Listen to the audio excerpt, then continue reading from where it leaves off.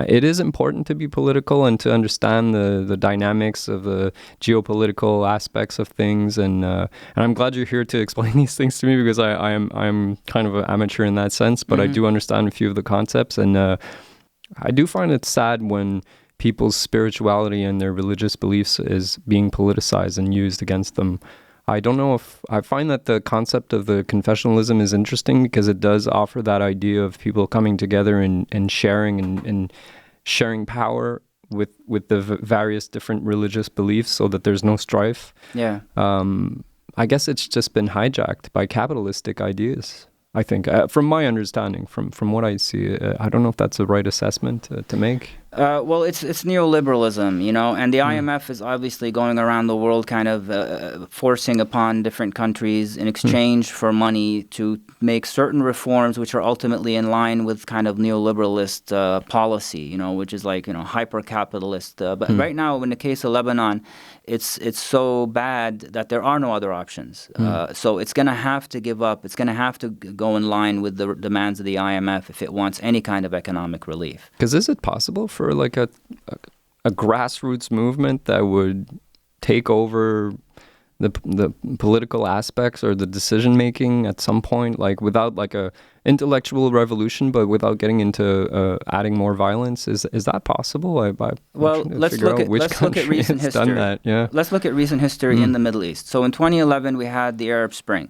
Now, when the Arab Spring, when it first began in Tunisia and started to spread, and one country after another was you're seeing protests, and everybody was kind of taking their turn.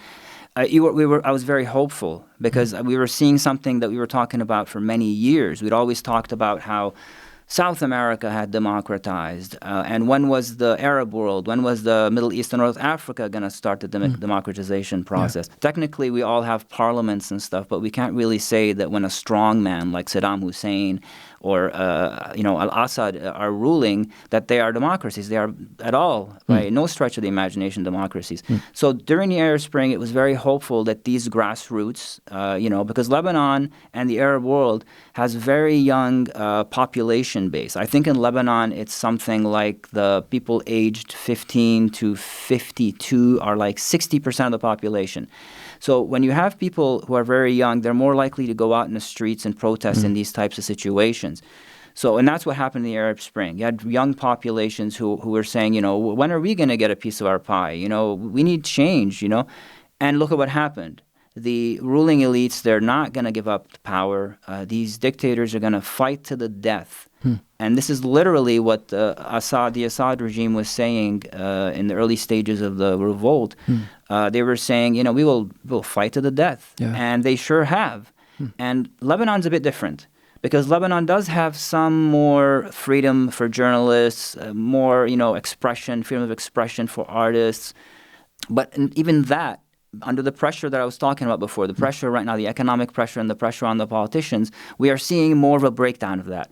So there was one well-known activist in recent days who had, who was assaulted. So somebody came up on a motorcycle and bashed him in the head. These kinds of things are very, very worrying, because we don't typically see that in Lebanon. And there's a signal from the state that we're not going to tolerate anybody who is kind of resisting or questioning our authority.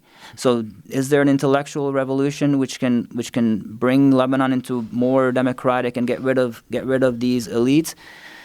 I'm not very hopeful that this is possible. It's a dangerous unfortunately, game. I see violence. I see what I said before, which is that the ruling elites will start pulling out the specter of civil war.